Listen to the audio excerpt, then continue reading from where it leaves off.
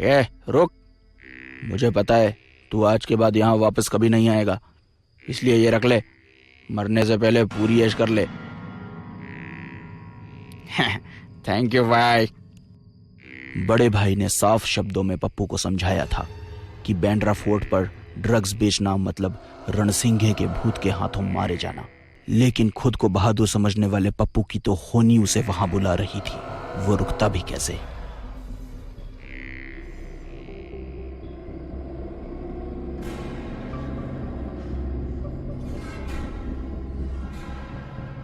अरे पप्पू भाई, कोई भी नशेड़ी यहाँ आने के लिए तैयार नहीं हो रहा है। हाँ भाई, सब बोल रहे हैं कि यहाँ आए तो रणसिंघे उन्हें मार देगा। अब तो मुझे भी डर लगने लगा है, हमें यहाँ नहीं आना चाहिए था। भाई रणसिंघे सच में आ गया तो? हम इतनी देर से यहाँ हैं, कोई आया? सब बकवास है मेरे छगन मगन, कोई भूत वूत नहीं होता, सब बनाई हुई कहानियां हैं। खैर ये डर का माहौल बदलने में थोड़ा वक्त तो लगेगा, लगाएंगे, लेकिन ओपनिंग डे पर बोनी तो करनी पड़ेगी। कुछ पैसे हैं जेब में या फोकटो है ना भाई? ये 355 और मेरे पास भाई 150 हैं।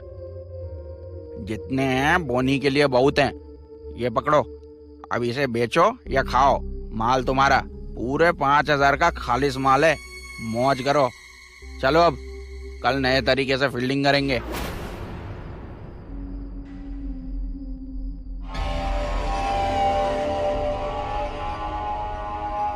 ओ गॉड, रणसिंघे!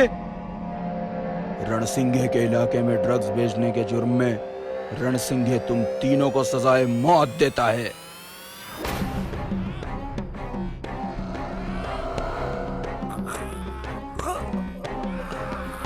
मौत से बचकर भागना हो तो यहाँ आकर ड्रग्स नहीं बेचनी चाहिए थी।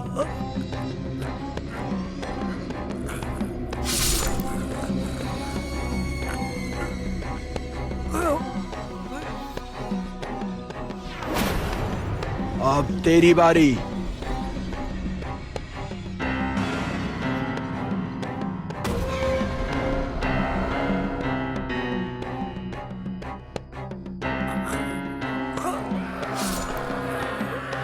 आज की कहानी से हमें यही सीख मिलती है, अगर तुम गलत काम करते हो तो एक ईमानदार ऑफिसर से एक नहीं, दो नहीं, पूरे एक शहर की दूरी बनाकर रखो, क्योंकि वो मरने के बाद भी अपनी ड्यूटी निभाता है।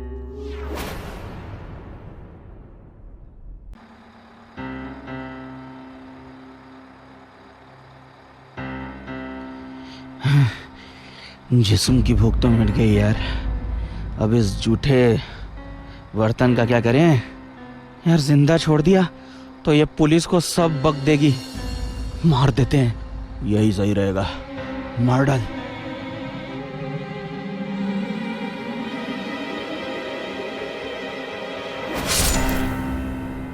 उस वक्त मैं भी इसी बस में था, मैंने सब देखा था, लेकिन कुछ भी कहने से डर गया था। ऊपर से उस लड़की का खून, मैंने यह बात किसी को नहीं बताई, लेकिन क्या? ये बात सीने में दबा देने से मैं बेचैन हो गया। जैसे जैसे दिन गुजरते जा रहे थे, मेरा जीना मुश्किल हो रहा था, और दिन कुछ न कर पाने की गिल्ट के चलते मैंने इस बस में आत्महत्या कर ली। बस उसी दिन से मैं, ये बस और वो लड़की तुम्हारा इसी बस स्टॉप पर इंतजार कर रहे थे, जहां से तुमने उसे उठाया था। भगवान का लाख लाख शुक्र है, आज वो इंतजार खत्म हुआ।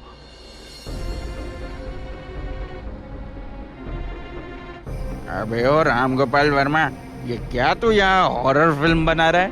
बोल तो ऐसा रहा है जैसे भूत हो तुम दोनों। कोई शक?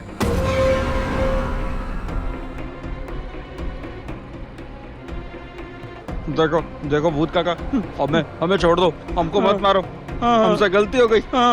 आगे से ऐसा नहीं होगा, नहीं होगा। भविष्य में तुम क्या गलती करोगे, ये सजा उसकी नहीं है, ये सजा उस कर्म का फल है जो तुम कर चुके हो।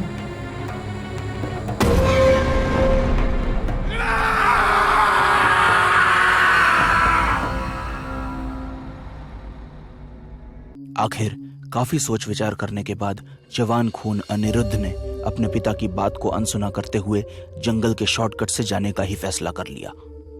अब यह वक्त ही जानता था, या वह जंगल, कि उसके अंदर आने वाले मेहमान के साथ क्या होने वाला है।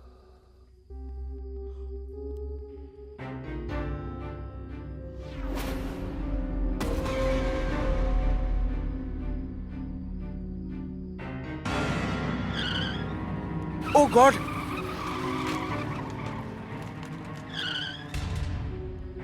लगता है एक्सीडेंट की वजह से टेम्पररी मेमोरी लॉस हो गया है। कुछ समझ में नहीं आ रहा था मैं किस ओर से आया था, इधर से या उधर से। एक्सीडेंट से लगी चोटों के दर्द को सहते हुए अनिरुद्ध जंगल से बाहर जाने वाले रास्ते पर चलने लगा, लेकिन कुछ ही देर बाद उसी रास्ते से वापस एक्सीडेंट वाली जगह पर पहुंच गया जहां से वो आया था।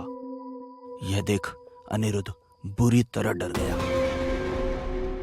ये कैसे हो सकता है?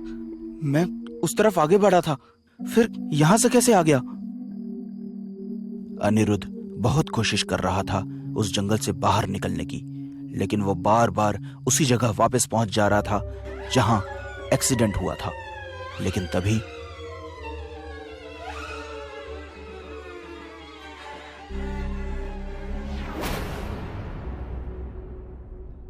भाई साहब, प्लीज प्लीज मेरी हेल्प कीजिए। मेरा यहाँ एक्सीडेंट हुआ था। मैं बहुत कोशिश कर रहा हूँ इस जंगल से बाहर निकलने की, लेकिन हर बार लौटकर यहीं आ जा रहा हूँ। आपको बाहर जाने का रास्ता पता है तो प्लीज मुझे साथ ले जाइए। ठीक है, बैठ जाइए। जंगल के उस भूल भुलैया रास्ते पर किसी का मिल जाना अनिरुद्ध के लिए वरदान से कम नहीं था। मेरा नाम जितेश है। मेरा अनिरुद्ध। आप इस जंगल के रास्ते पर क्यों आए? पापा ने मना किया था, लेकिन घर जाने की जल्दी में मैंने ही यह शॉर्टकट ले लिया और फंस गया। जितेश अनिरुद्ध को जंगल के बाहर तो ले गया, लेकिन वो खुद अपनी कार को जंगल से बाहर नहीं लाया। आपकी मंजिल आ गई। जंगल यहां खत्म होता है। मुझे आप जैसे और भी लोगों की मदद करनी है।